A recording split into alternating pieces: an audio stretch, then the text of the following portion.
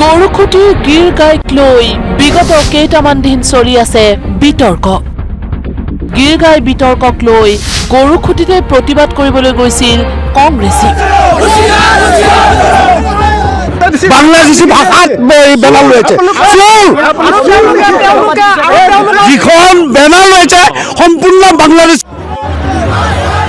কিন্তু গৰুখুটিৰ স্থানীয় ৰাইজে পহু খেদা দিলে প্ৰতিবাদী কংগ্ৰেছীক।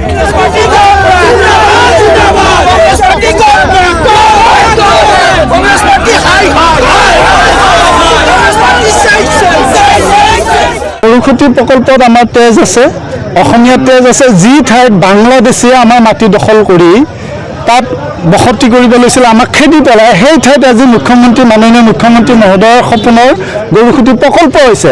তাত আজি কংগ্ৰেছীসকলে তেওঁলোকক সুৰক্ষা দিবলৈ ইয়াত আজি আন্দোলন কৰিব আহিছিলে। কোনো কাৰণতে আমি প্ৰকল্পৰ ভিতৰত আমি এই বাংলাদেশী আন্দোলনকাৰীসকলক সমৰ্থন নিদিওঁ।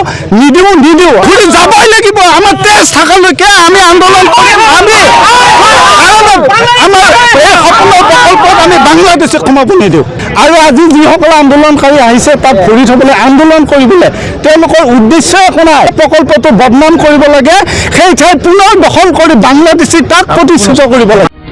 মুখ্যমন্ত্ৰী ডক্টৰ হিমন্ত বিশ্ব শৰ্মাৰ সপোনৰ প্ৰকল্প গৰুখুটি। কিন্তু গৰুখুটি আৰু গীৰ গাইক লৈ ৰাজ্যত একাংশই সৃষ্টি কৰা অনাকাংক্ষিত বিতৰ্কই উদ্বিগ্ন কৰি তুলিছে গৰুখুটিৰ ৰাইজক। সেয়েহে ৰাইজৰ স্পষ্ট দাবী, গৰুখুটি প্ৰকল্প সঠিক ৰূপত চলি আছে। আমি স্থানীয় যুৱক, আমি কিবা খাবলৈ পাইছোঁ নাপাইছোঁ আমাৰ দৰকাৰ নাই। অসমৰ স্বাৰ্থত বৃহৎ অসমীয়া যুৱকসকলৰ স্বাৱলম্বনৰ যি ক্ষেত্ৰ ইয়াত বনোৱা হৈছে গৰুখুটিৰ প্ৰকল্প, আমি আমাৰ তেজৰ বিনিময়ত আমি ইয়াক ৰক্ষা কৰিম। আমি ইয়াতে বাংলাদেশৰ প্ৰৱেশ নিষিদ্ধ কৰিম, আমি ভৰি থবলৈ নিদিওঁ তেওঁলোকক। গৰুখুটিক বদনামী কৰাৰ যি ষড়যন্ত্ৰ একাংশই চলাইছে, সেই ষড়যন্ত্ৰ আমি সফল হ'বলৈ নিদিওঁ বুলিও স্পষ্টকৈ ক'লে গৰুখুটিৰ স্থানীয় ৰাইজে। হুংকাৰ দিছোঁ যুৱ কংগ্ৰেছক, আমি কিন্তু ইয়াত মনে মনে বহি নাথাকোঁ। আমি সময় একত্ৰিত হৈ আমি সকলোৰে বিৰুদ্ধে যুদ্ধ কৰিম। তেওঁলোকে কি ভাবিছে, আমাক কি ভাবিছে? তেওঁলোকে আজি খবৰ পাইছে আমি কেনেকৈ কাম কৰি আছোঁ, কেনেকৈ দেশৰ স্বাৰ্থত জাতিৰ স্বাৰ্থত কাম কৰি আছোঁ, তেওঁলোকে জানে। তেওঁলোকে আমাক খবৰ লৈছে আজি কিবা এটা বদনাম কৰিবলৈ। মুঠতে এটাই কথা, ইয়াৰ গৰুখুটি প্ৰকল্পক লৈ যোনে নহওক, এই গৰুখুটি প্ৰকল্প সম্পূৰ্ণ ৰাজনীতিমুক্ত। এইটো খিলঞ্জীয়াৰ প্ৰকল্প, এইটো গৰুখুটি ৰাইজৰ প্ৰকল্প। এই ৰাইজৰ প্ৰকল্পটোক আজি গৰুখুটিবাসীয়ে দেখাই দিছে যে গৰুখুটিবাসীয়ে গৰুখুটি প্ৰকল্প বুকুৰ মাজত আঁকোৱালি লৈছে। সেইকাৰণে আজি যুৱ কংগ্ৰেছক পহু খেদা দিছে গৰুখুটিৰ মাজ ৰাস্তাৰ পৰা। অনাহকত বিতৰ্কৰ সৃষ্টি কৰি প্ৰকল্পটোক লৈ কৰা সমালোচনা গৰিহণা গৰুখুটিৰ বিভিন্ন দল সংগঠনৰ।